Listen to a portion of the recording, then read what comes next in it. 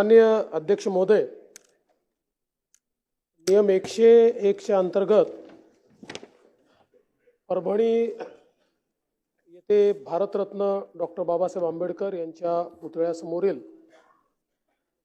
संविधानाची जी काही प्रत आहे त्या शिल्पाला ज्या प्रकारे त्या ठिकाणी नुकसान पोहोचवण्यात आलं, तोडण्यात आलं आणि त्यानंतर उद्भवलेली परिस्थिती आणि त्याचवेळी बीड येथील मसाजोग या ठिकाणी झालेली जी काही निगृढ हत्या आहे, या दोन विषयांवर अल्पकालीन चर्चा या सभागृहामध्ये करण्यात आली। या चर्चेमध्ये सन्माननीय श्री नितीन राऊत साहेब, श्रीमती नमिताताई मुंदडा, श्री राजकुमारजी बडोले, सन्माननीय डॉक्टर राहुल पाटील, सन्माननीय श्री सुरेश धस जी, सन्माननीय श्री जितेंद्र आव्हाड जी, सन्माननीय श्री अभिमन्यु पवार जी, सन्माननीय नानाभाऊ पटोले जी, सन्माननीय संदीप क्षीरसागर जी, सन्माननीय विजय सिंह पंडित जी, सन्माननीय सुनील प्रभु जी, सन्माननीय अनिल देशमुख जी, सन्माननीय राजेश विटेकर जी, सन्माननीय राजू जी धोंड, सन्माननीय श्री सिद्धार्थ खरात, सन्माननीय श्रीमती ज्योति गायकवाड़, सन्माननीय बाबूराव कदम, सन्माननीय संजय जी मेश्राम, सन्माननीय श्री रोहित पवार, या सर्व सन्माननीय सदस्यांनी या ठिकाणी सहभाग घेतला आणि या घटनेच्या संदर्भात जी काही माहिती त्यांच्याकडे आहे किंवा जी काही त्यांनी प्राप्त केली आहे, जी माध्यमात आली आहे, त्यातनं जे काही प्रश्न उपस्थित झाले आहेत, अशा सगळ्या बाबींवर या ठिकाणी एक सविस्तर अशा प्रकारची चर्चा केली। पहिल्यांदा मी परभणीच्या प्रकरणाच्या संदर्भातली माहिती या सभागृहाला देऊ इच्छितो। परभणीमध्ये आपल्याला कल्पना आहे की साधारणपणे दिनांक 10/12/2024 ला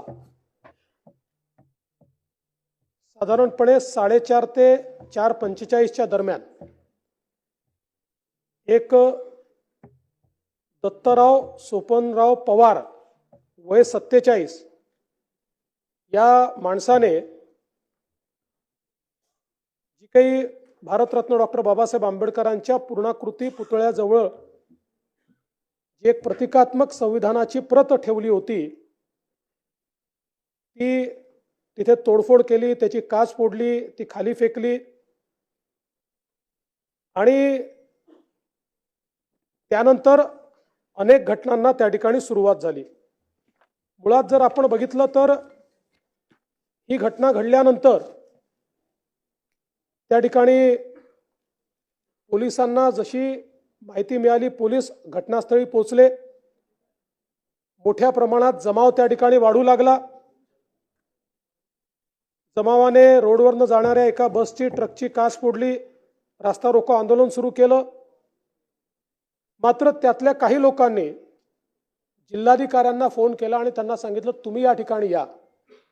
जमावातले काही लोक, काही नेते मंडळी होती जी शांततेने हे सगळं झालं पाहिजे असा प्रयत्न करत होती आणि त्यामुळे त्यांनी जिल्हाधिकाऱ्यांना फोन केला आणि सांगितलं तुम्ही या ठिकाणी या। जिल्हाधिकारी आले, जिल्हाधिकाऱ्यांनी त्या ठिकाणी चर्चा केली, भारतरत्न डॉक्टर बाबासाहेब आंबेडकरांच्या पुतळ्याला त्या ठिकाणी हार घातला आणि त्यानंतर सगळ्यांची चर्चा करून तो जमाव तिथनं गेला। त्यातले 60-70 लोक मात्र थेट रेल्वे स्टेशनवर गेले आणि नंदीग्राम एक्सप्रेस जी होती त्याच्यासमोर त्यांनी रेल रोको केला। काही काळ तो रेल रोको चालला, मग त्यांनाही समजवण्यात आलं, त्यांनी तो रेल रोको परत घेतला। दरम्यानच्या काळामध्ये काही संघटनांनी दुसऱ्या दिवशीचा परभणी शहर आणि जिल्हा बंद अशा प्रकारचा एक बंद पुकारला आणि हा बंद पुकारल्यानंतर हा शांततेत व्हावा म्हणून या सगळ्या संघटनांना पोलिसांनी शांतता मीटिंगला पाचारण केलं।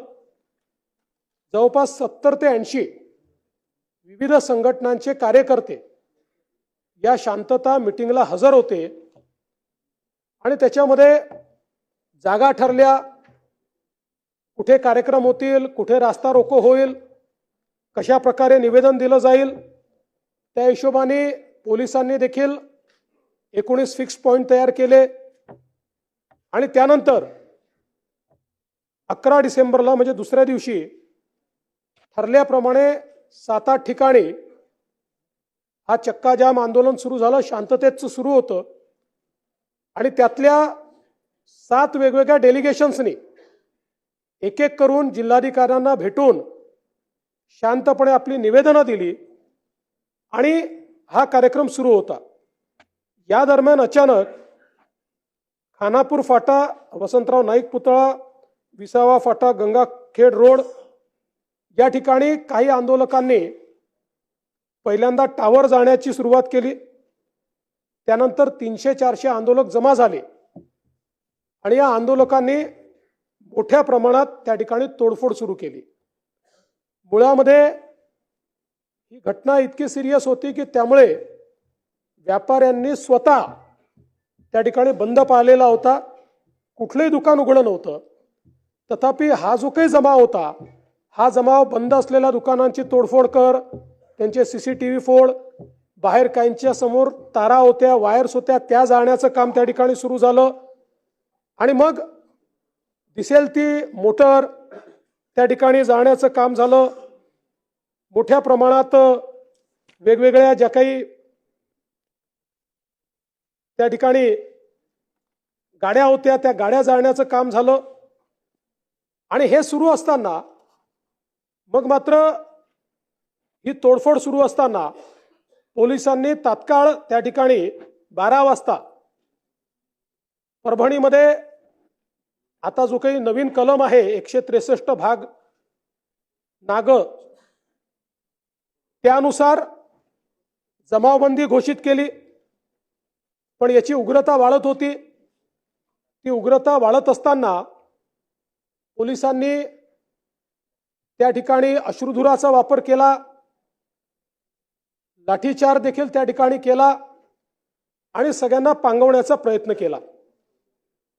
यावेळी काही महिला होत्या, ज्या महिलांनी जिल्हाधिकारी कार्यालयामध्ये प्रवेश केला आणि मोठ्या प्रमाणात जिल्हाधिकारी कार्यालयात तोडफोड केली, काचा फोडल्या, त्या ठिकाणचे खुर्च्या फेकल्या, जिल्हाधिकाऱ्याच्या फायली फेकल्या. परंतु जिल्हाधिकाऱ्याने देखील अतिशय संयमाने कोणाशी दुर्व्यवहार न करता त्या ठिकाणी सगळी परिस्थिती हाताळली.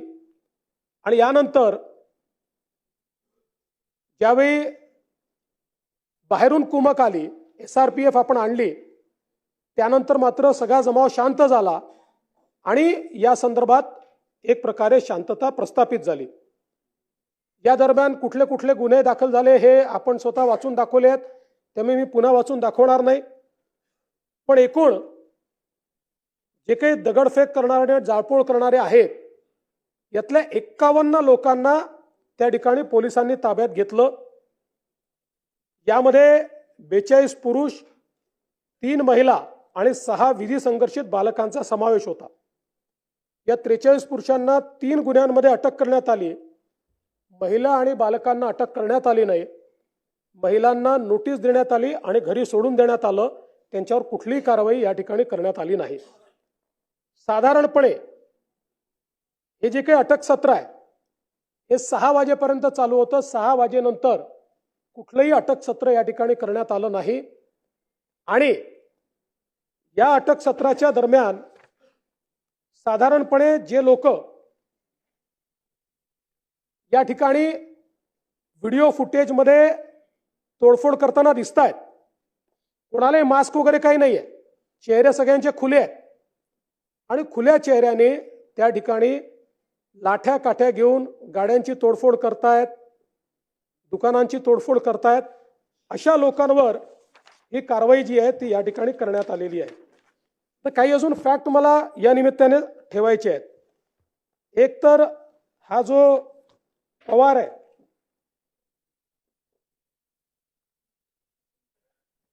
जो काही आरोपी आहे, हा आरोपी मनोरुग्ण आहे. 2012 पासून त्याच्यावर ट्रीटमेंट चाललेली आहे. आणि त्या दिवशी खरं म्हणजे त्याचा रिपोर्ट माझ्याकडे आहे. हा खरंच मनोरुग्ण आहे की नाही याच्याकरता 4 डॉक्टरची समिती तयार करण्यात आली होती आणि या 4 डॉक्टरच्या समितीमध्ये हे सगळे सायकियाट्री विभागाचे 4ही डॉक्टर आहेत. एक त्यातले हेड ऑफ द डिपार्टमेंट आहेत.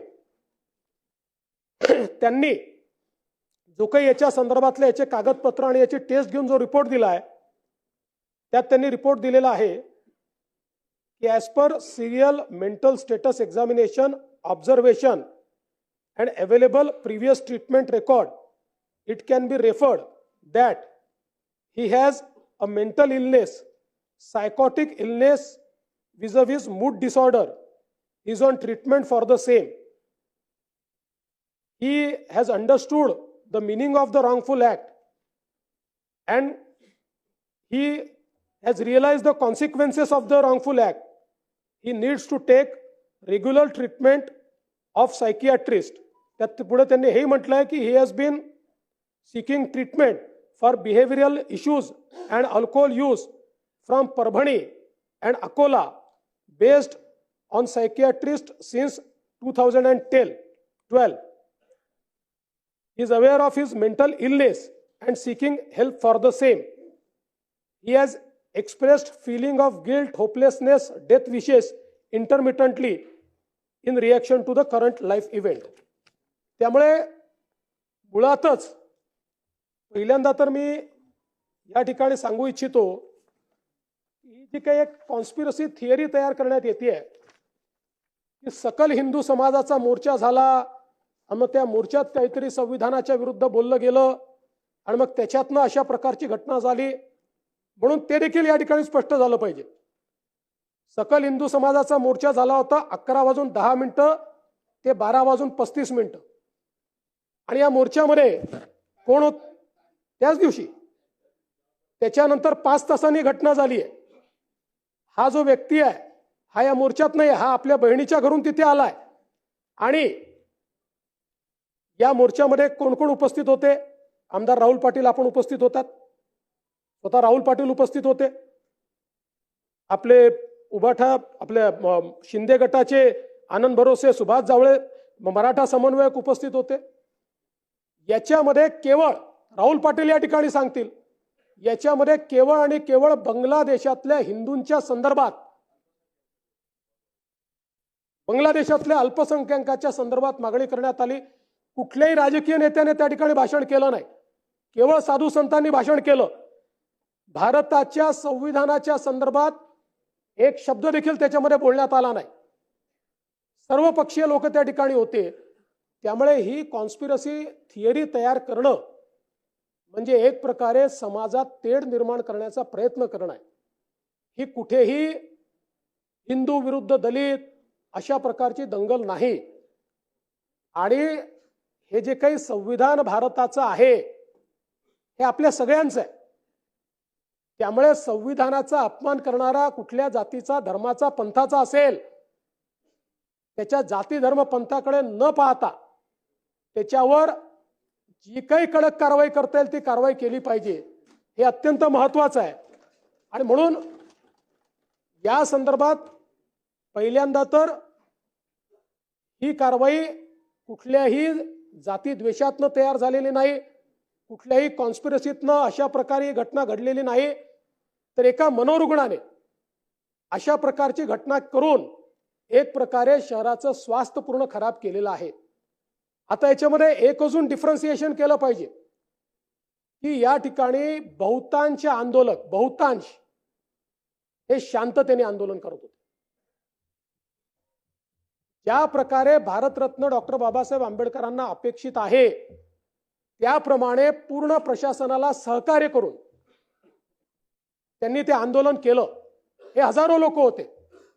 200-300 लोक केवळ असे होते की ज्यांनी या आंदोलनाला पूर्णपणे गालबोट लावलं आणि समोरून कुठलाही फोर्स नाहीये, परंतु कुठल्या तरी उद्वेगानं त्या ठिकाणी मोठ्या प्रमाणात तोडफोड झाली आणि म्हणून ही जी कारवाई आहे आता ती अधिकची झाली आहे का याच्यावर मी येणार आहे.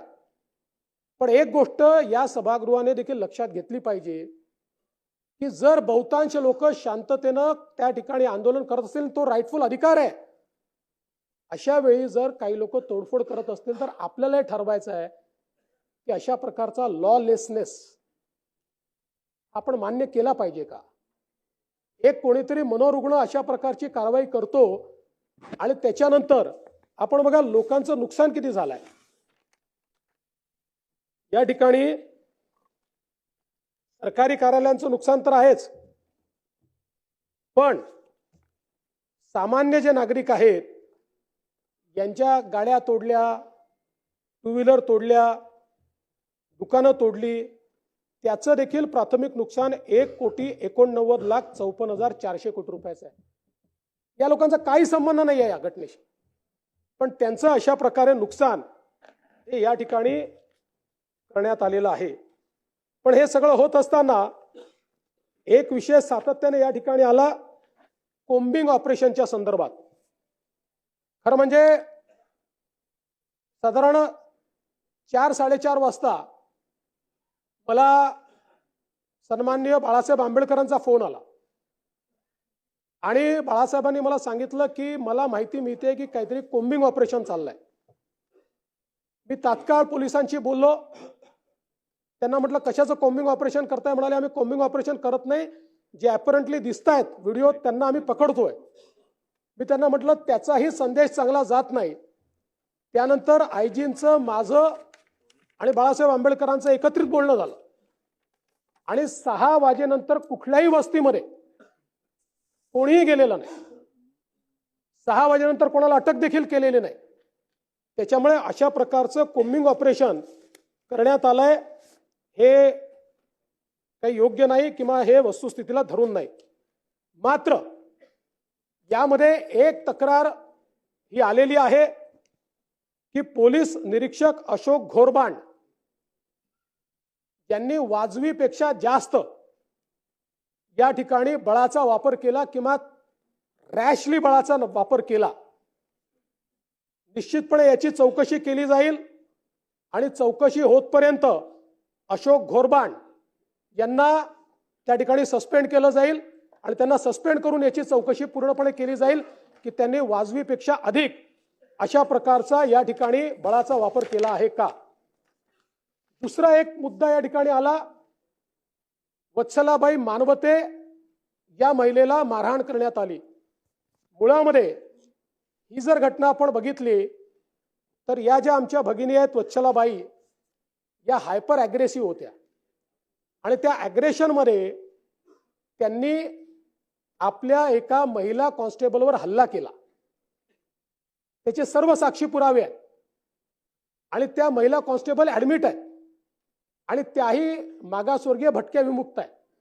म्हणजे आपण पोलिसांची जात पाहत नाही.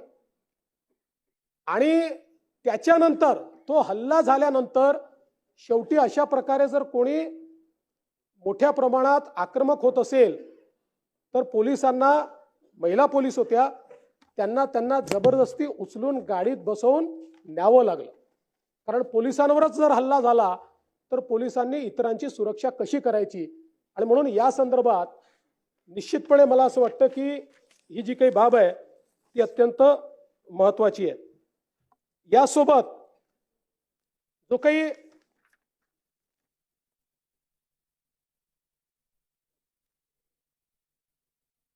एक आंदोलक आहेत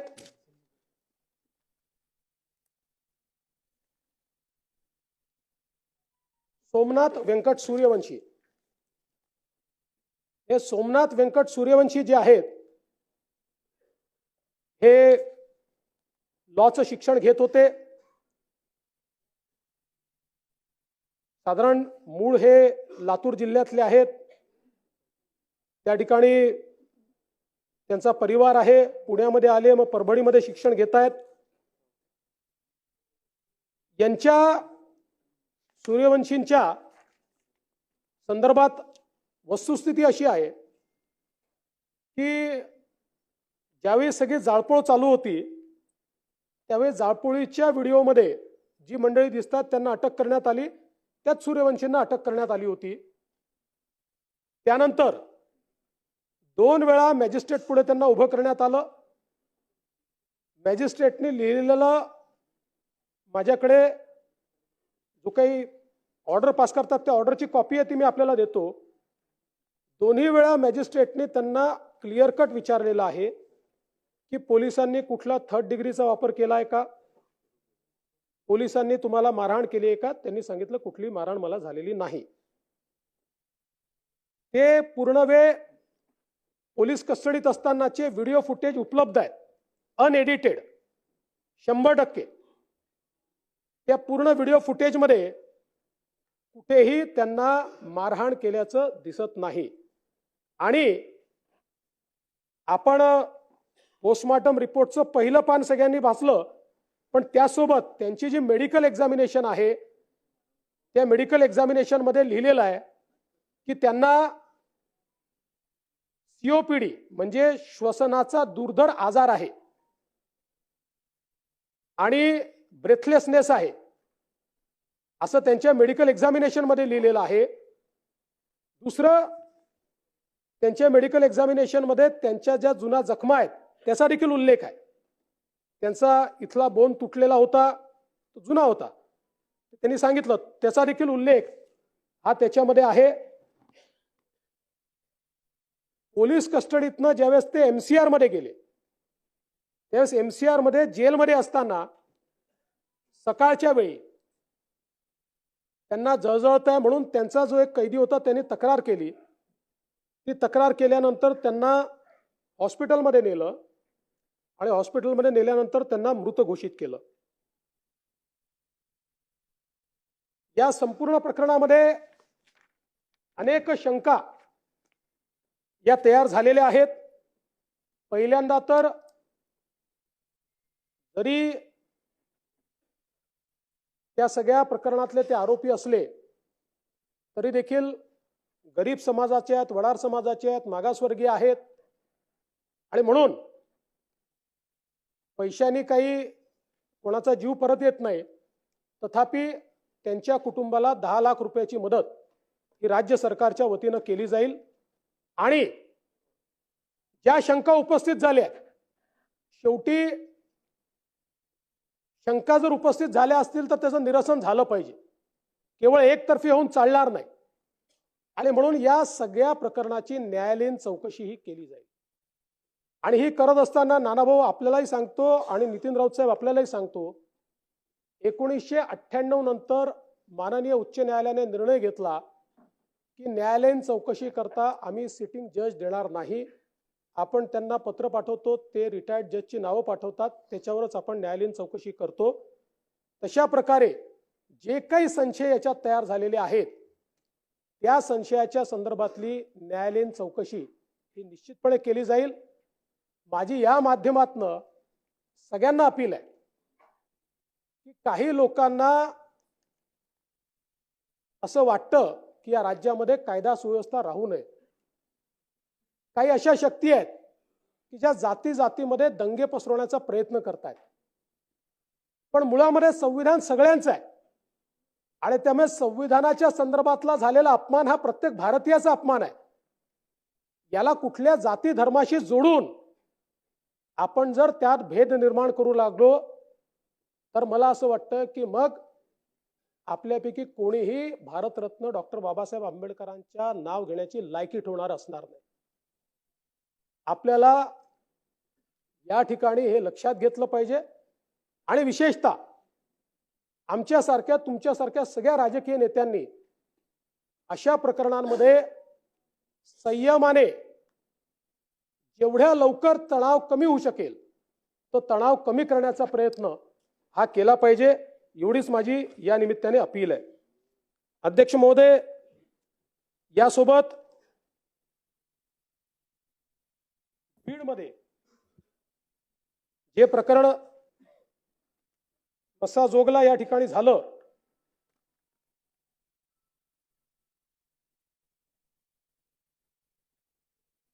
हे प्रकरण अत्यंत गंभीर आहे.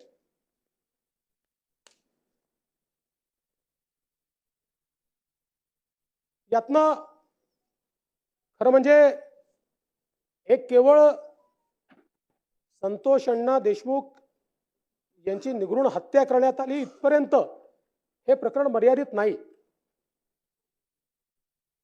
या प्रकरणाची पाळंमुळं खोदावी लागतील आणि त्यातनं बीड जिल्ह्यामध्ये ज्या प्रकारची लॉलेसनेसची परिस्थिती आपल्याला पाहायला मिळते आहे ती परिस्थिती आपल्याला संपवावी लागेल. आपण जर याची पार्श्वभूमी थोडी बघितली तर खऱ्या अर्थानं आवाडा एनर्जी यांनी एक फार मोठी गुंतवणूक त्या ठिकाणी सोलरमध्ये केलेली आहे. बीडमध्ये केली आहे. त्यांचं नाव आवाडा ग्रीन एनर्जी आहे. ते सोलर आणि पवन चक्कीचं काम करतात. त्या पवन चक्कीमध्ये त्यांनी केलेली आहे आणि यातनं मोठ्या प्रमाणात त्या ठिकाणी कामं निघतायत, लोकांना रोजगार मिळतो आहे. आणि म्हणून काही लोक ही कामं आम्हालाच द्या, आम्ही म्हणू त्या रेटनेच द्या, आणि नसतील द्यायची तर आम्ही सांगू तेवढी आम्हाला खंडणी द्या, अशा प्रकारच्या मानसिकतेमध्ये त्या ठिकाणी वावरताना आपल्याला पाहायला मिळत आहे. आणि मग यातलाच एक प्रकार जो आहे, साधारणपणे 6/12/2024 रोजी 12-12:30च्या दरम्यान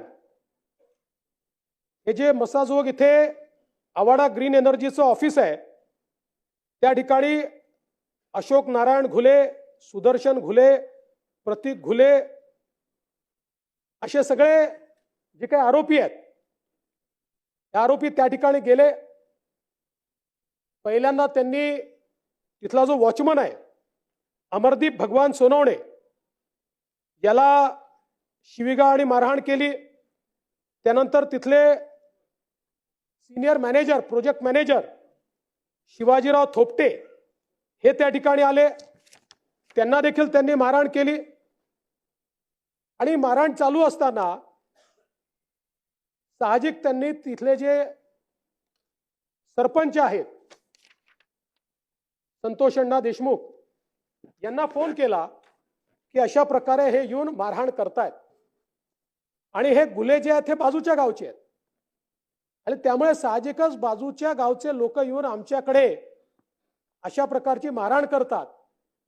म्हणून ते त्या ठिकाणी आले आणि त्या ठिकाणी आल्यानंतर तिथे थोडी मारहाण झाली आणि अर्थातच देशमुखांसोबत देखील अनेक लोक आले होते. त्यांनी एक प्रकारे हे येऊन इथे जर दादागिरी करत असतील तर यांना धडा शिकवला पाहिजे या हिशोबाने त्यांना थोडा चोप दिला आणि त्याचा व्हिडिओ देखील मोठ्या प्रमाणात व्हायरल झाला की कशा प्रकारे हे घुले वगैरे दादागिरी करत होते आणि कशा प्रकारे त्यांना मार खावा लागला, अशा प्रकारचा एक व्हिडिओ व्हायरल झाला. आणि त्यानंतर आपल्याला कल्पना आहे की साधारणपणे 9 तारखेला 9/12/2024 संतोष अण्णा हे 4 चाकी वाहनातनं त्या ठिकाणी आपल्या गावी परत जात होते. ते एकटेच होते, कोणीच नव्हतं सोबत. पेट्रोल पंपावर थांबले. तिथे त्यांचे आत्ते भाऊ आहेत, ते त्यांना दिसले. त्यांनी त्यांना बोलवलं की चल माझ्यासोबत. ते ड्रायव्हिंग सीटवर बसले, हे बाजूच्या जागेवर बसले आणि हे त्या ठिकाणून निघाले. ज्यावेळी ते निघाले त्यावेळी टोल नाक्याजवळ काळ्या रंगाची एक स्कॉर्पिओ आणि त्याच्या मागे एक अजून गाडी, अशा या गाड्या त्या ठिकाणी त्यांची वाट पाहत होत्या. यांची गाडी टोलवरनं थोडी वेगाने निघाली. मग त्यांनी त्यांना इंटरसेप्ट केलं. इंटरसेप्ट केल्यानंतर पहिल्यांदा ड्रायव्हर साईडची काच फोडली. त्यांना असं वाटलं की संतोष अण्णा या बाजूलाच बसले आहेत, पण त्यांच्या लक्षात आलं की तिकडे दुसरं कोणी बसलाय. पुन्हा दुसऱ्या बाजूला गेले. त्या ठिकाणी ती काच फोडली. त्यांना बाहेर काढलं आणि बाहेर काढल्यानंतर त्यांना या स्कॉर्पिओ गाडीमध्ये टाकलं आणि बराच वेळ पहिल्यांदा त्या गाडीमध्येच त्यांना मारहाण करत होते. अशा प्रकारचं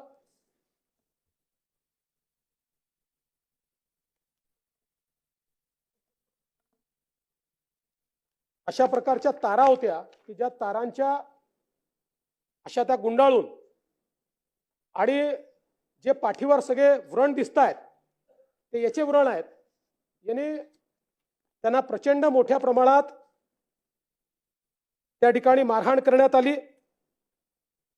त्याच्यानंतर पुढे त्यांना उतरवून मारहाण करण्यात आली आणि ज्यावेळी असं लक्षात आलं की आता हे जिवंत नाहीत त्यावेळी त्यांना सोडून हे सगळे लोक पळाले. आता या सगळ्या याच्यात सातत्याने सरपंचांचा भाऊ हा घुले यांच्या संपर्कात होता आणि तो घुले त्यांना सारखा सांगायचा 20 मिनिटात सोडतोय, 15 मिनिटात सोडतोय. अशा प्रकारे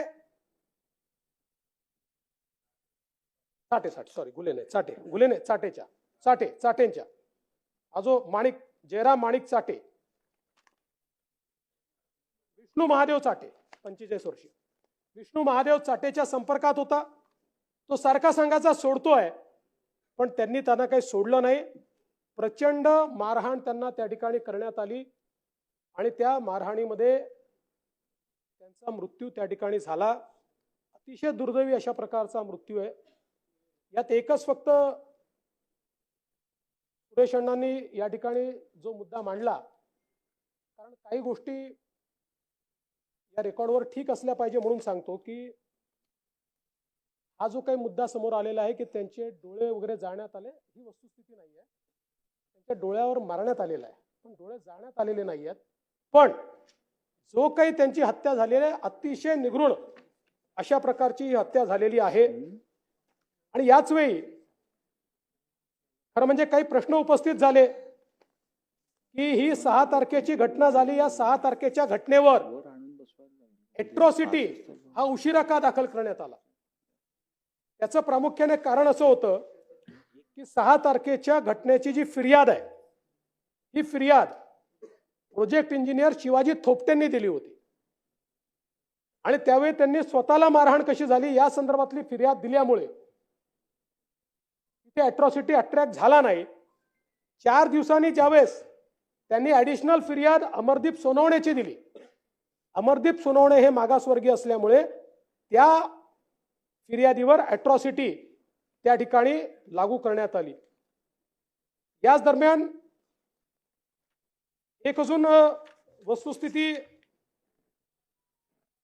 आपल्या लक्षात आली आहे ती म्हणजे 29/11/2024 रोजी ही एक केस पोलीस ठाण्यात फिर्याद आहे.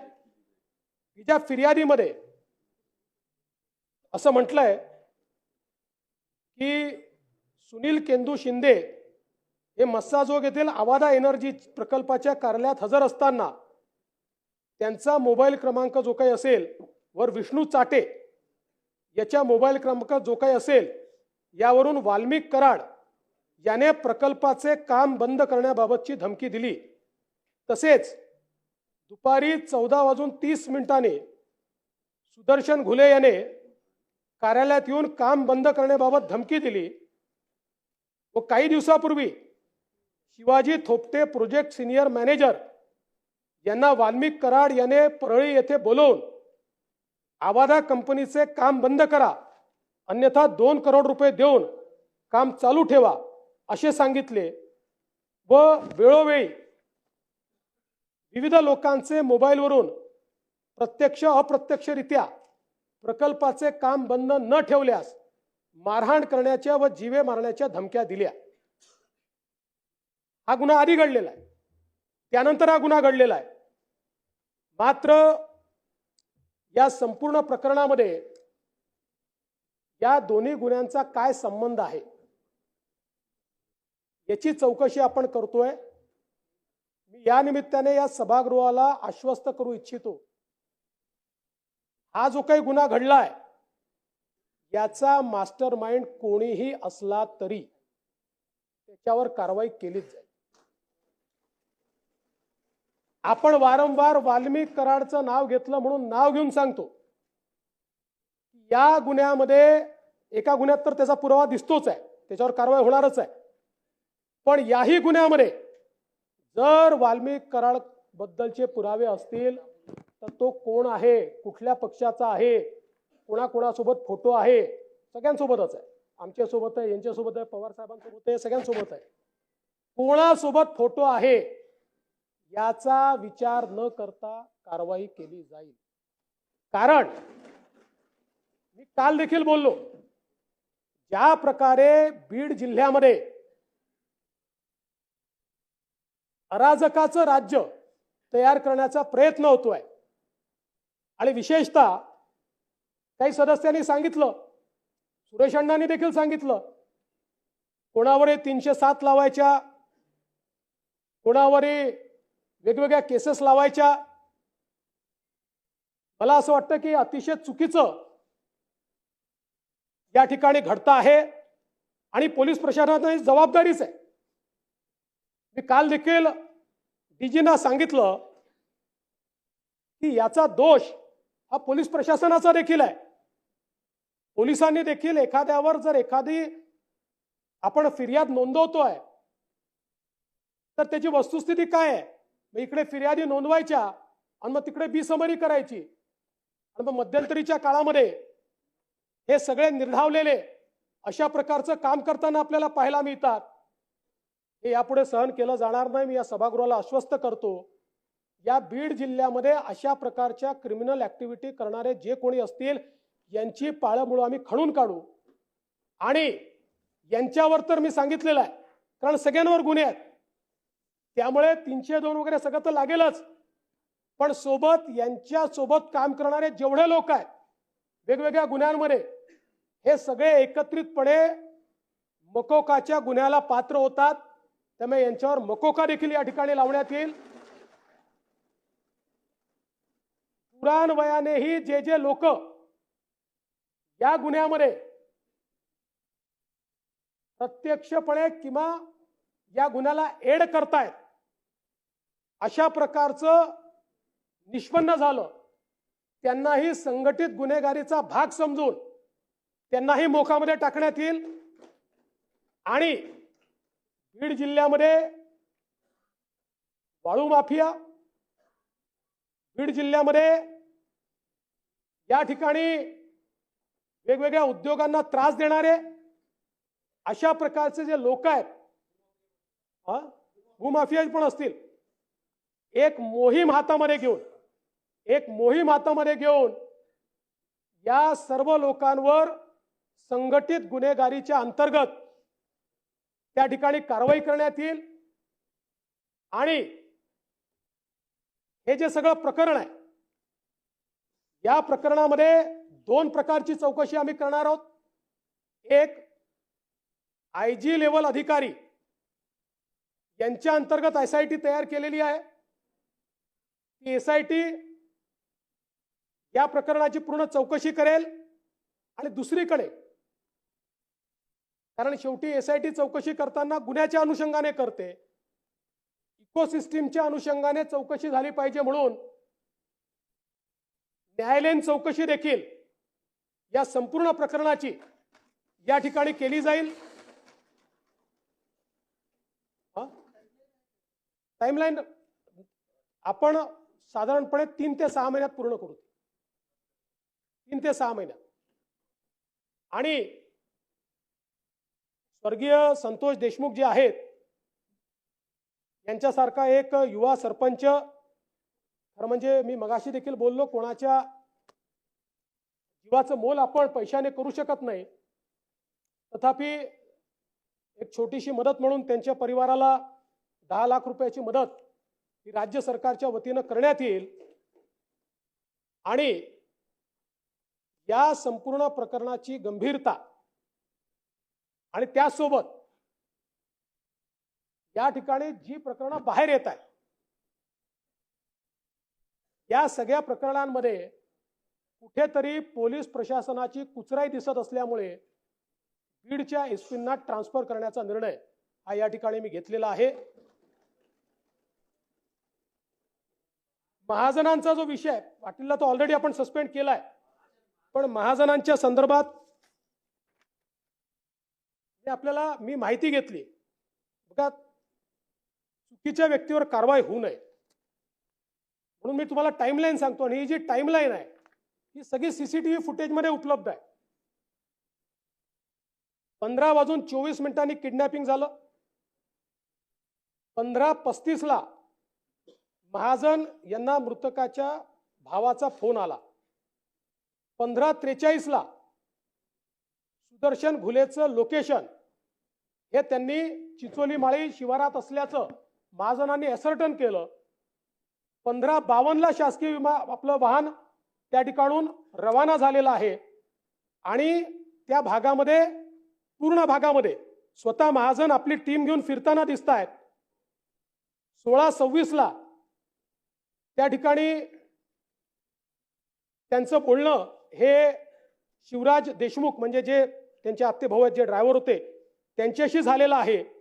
आणि 16:36 देखील त्यांचं टोल नाक्यावर लोकेशन दिसत आहे पूर्ण त्यांच्या टीम सहित. त्यामुळे या संपूर्ण केसमध्ये सर्वात क्विक रिस्पॉन्स जर कोणी दिला असेल तर हे जे काही PM महाजन आहेत त्यांनी दिलेला आहे, आणि त्यांच्याबद्दल घरच्यांची देखील तक्रार नाही आहे. त्यामुळे चुकीच्या माणसावर कारवाई होऊ नये. बाकी इतरांनी ज्या वेगानं कारवाई करण्याची गरज होती ती कारवाई न केल्यामुळे आपण त्यांच्यावर कारवाई केलेली आहे. मी पुन्हा एकदा सभागृहाला आश्वस्त करू इच्छितो की कायदा आणि सुव्यवस्था ठेवणं ही सरकारची आणि आपल्या सगळ्यांची जबाबदारी आहे. कुठल्याही प्रकारे जातीय तणाव निर्माण होऊ नये, कुठल्याही प्रकारे या ठिकाणी कोणी कोणाला लुटताय, ओरबाडताय, खंडणी वसूल करताय, अशा प्रकारचे प्रकार घडू नयेत. या दृष्टीनं पुढच्या काळामध्ये देखील पोलीस विभागाला तत्परतेनं कारवाई करण्याकरता या ठिकाणी सांगितलं जाईल.